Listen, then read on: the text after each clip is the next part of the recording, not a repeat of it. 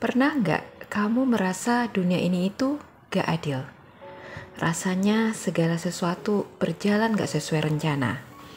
Orang-orang di sekitar begitu ngeselin dan masalah datang bertubi-tubi tanpa jeda. Kadang kita suka kepikiran, kenapa sih hidup gue kayak gini? Kenapa semuanya jadi ribet kayak gini? Di saat seperti ini, kebanyakan dari kita akan langsung bereaksi. Ada yang marah, ada yang sedih, ada yang menyerah, dan ada juga yang malah melampiaskan emosi ke hal-hal yang gak sehat. Tapi kalau kita lihat dari sudut pandang stoikisme, sebenarnya ada cara yang lebih baik untuk menghadapi semua ini. Tenang di tengah badai. Seperti salah satu prinsip utama dalam stoikisme adalah kita tidak bisa mengontrol dunia luar, tapi kita bisa mengontrol bagaimana kita bereaksi terhadapnya. Ini berarti kita nggak bisa menghindari masalah atau mengubah orang lain, tapi kita bisa mengontrol bagaimana perasaan dan tindakan kita dalam menghadapinya. Badai itu pasti datang, tapi pilihan ada di tangan kita. Coba bayangkan kamu sedang berada di tengah lautan. Tiba-tiba badai besar datang. Ombak tinggi, angin kencang, dan langit yang gelap menyelimuti kamu. Kalau kamu panik dan bergerak sembarangan, kamu malah akan makin capek dan bisa tenggelam. Tapi kalau kamu tetap tenang, fokus mengatur nafas dan mengendalikan gerakanmu, peluang selamat akan jauh lebih besar. Begitu juga dalam hidup.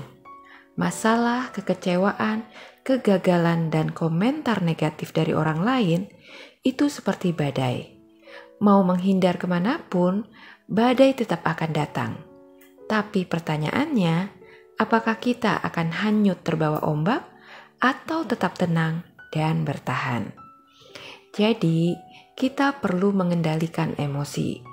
Dan mengendalikan emosi bukan berarti jadi robot tanpa perasaan. Banyak yang salah paham soal stoikisme ini. Mereka pikir filosofi ini mengajarkan kita buat menjadi dingin, gak punya perasaan, atau jadi orang yang masa bodoh. Padahal bukan itu maksudnya.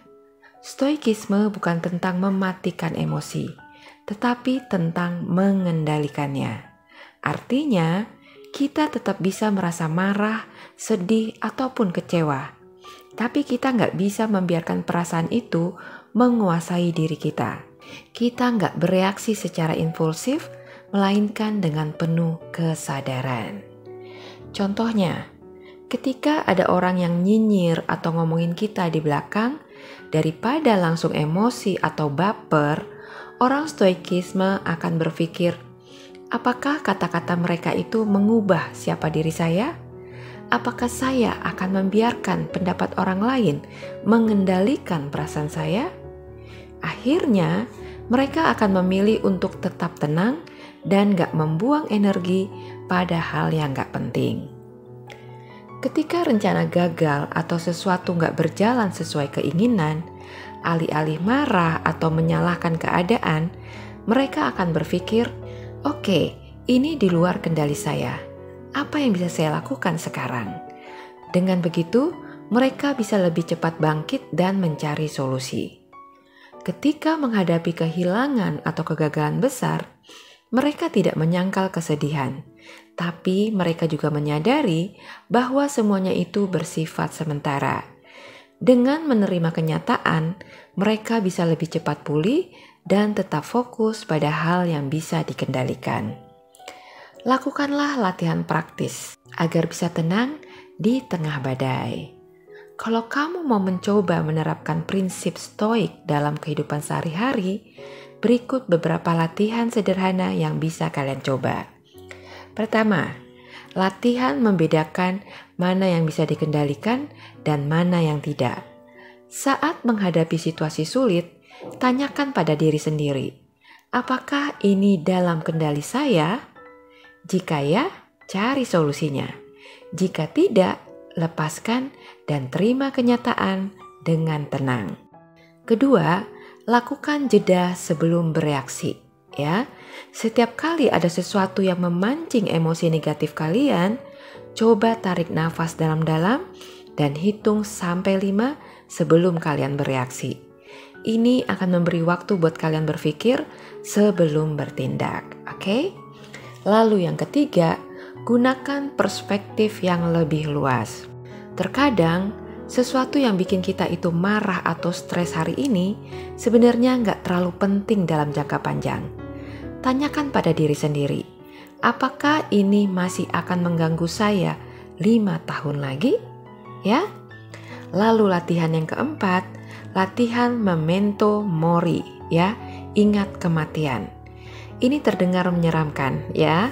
Tapi filosofi Stoik di sini mengajarkan kita untuk selalu ingat bahwa hidup ini sementara aja, ya. Dengan menyadari bahwa waktu kita itu terbatas, kita akan bisa lebih fokus pada hal-hal yang benar-benar penting dan gak buang energi untuk hal-hal yang remeh, ya. Lalu latihan yang kelima, jurnal refleksi, oke? Marcus Aurelius sering menulis jurnal untuk merenungkan hidupnya.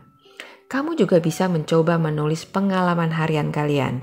Bagaimana kamu bereaksi terhadap sesuatu dan apa yang bisa diperbaiki. Kesimpulannya, pilihlah untuk tetap tenang. Badai dalam hidup itu gak bisa kita hindari. Masalah akan selalu ada. Orang-orang menyebalkan akan selalu muncul dan kegagalan akan tetap datang. Tapi di tengah semua itu kita punya satu hal yang bisa kita kontrol, yaitu diri kita sendiri. Daripada kita kehabisan energi buat marah-marah, stres, atau menyalahkan keadaan, kenapa nggak memilih untuk tetap tenang? Kenapa nggak memilih untuk jadi seperti pohon yang tetap bisa berdiri kokoh meskipun angin kencang berhembus? Karena pada akhirnya badai akan tetap berlalu. Dan mereka yang tetap berdiri adalah mereka yang memilih untuk tetap tenang di tengah badai. Oke? Semoga video ini bisa bermanfaat ya buat kalian. Terima kasih sudah menyimak. Sampai jumpa lagi di video saya selanjutnya. Bye-bye.